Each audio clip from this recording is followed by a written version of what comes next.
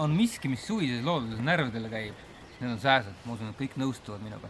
Eriti, kui sa oled ennast positsioneerinud laagrisse sihukesesse kohta, nagu mina praegu olen. Ja sellepärast ma näitan teile täna, kuidas teha tossuküünal. Ja kui te teete nüüd endale mitu tossuküünalt ja paigutate need ümber laagri perimeetri, siis sellega te saate nii-öelda tossukardina tekitada enda ümber. Ja te ei peagi ise istuma tossava lõkke ümber. Te ei pea üldse lõket tegema selleks, et sääsk eemal hoida.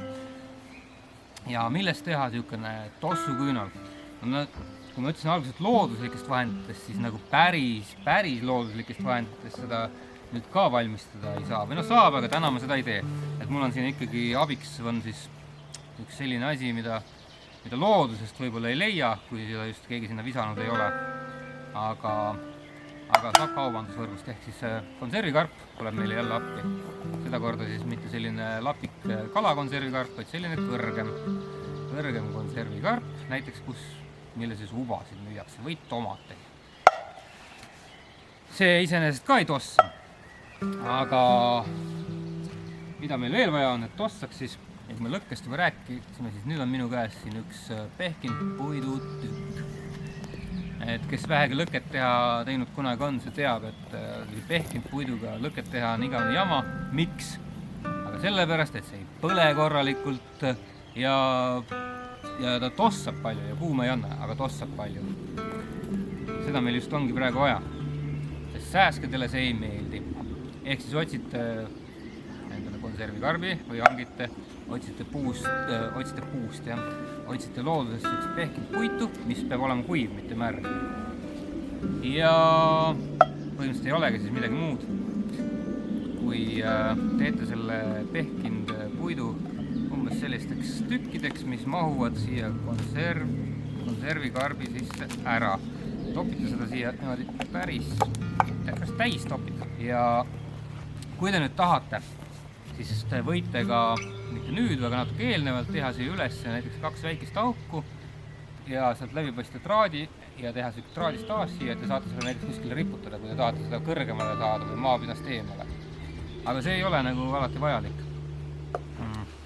Nägite, et siuksest parajast kärakast tegelikult ainult natukene läheb vaja ja saate ühe nii-öelda tossupommi juba valmis. Ja teete neid, ma ei tea, 4-6 või kui palju tahate. Ja ei kulugi selleks väga palju puitu. Ja siis ei ole muud, kui tuleks see nüüd pealt korralikult põlema saada. Pange millega tahate ja kuidas saate, aga minul on siin nüüd natukene sellist kuiva männilaastu on. Ma loodan, et see võtab tuld siin alguses. Et tossamiseks on vaja ikkagi sellist vindumist. Nii. Okei. Ja süütamiseks üks pulk on taskus mul selline tulemasin.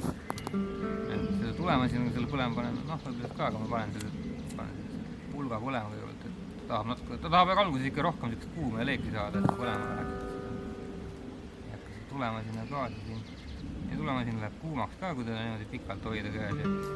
Ei ole väga mugav oma tossupommid, tossutõrvikud või igas seda nimetatakse, kaasa võtta. Kui lähete siit näiteks lõkkeplatsi järjest järve äärde kala püüdma, panete enda kõrvale selle tossama. Ja ausalt öeldes on niimoodi nüüd, et kui mul ennem oli neid sääski väga palju ümber, siis ma juba võib märgata sääse populatsiooni vähenemist. Endal võib-olla ei ole ka kõige mugavam, kui sa istud selle juures ja hingad seda tossu sisse, aga need ei peagi olema päris sul nina all, et see on piisab, kui see nagu paari meetri kaugusel on, et ta tekitab selleks fooni, et sääsed sealt läbi ei taha tulla ja hoiavad eemale. Ja nii lihtne see asi tegelikult ongi.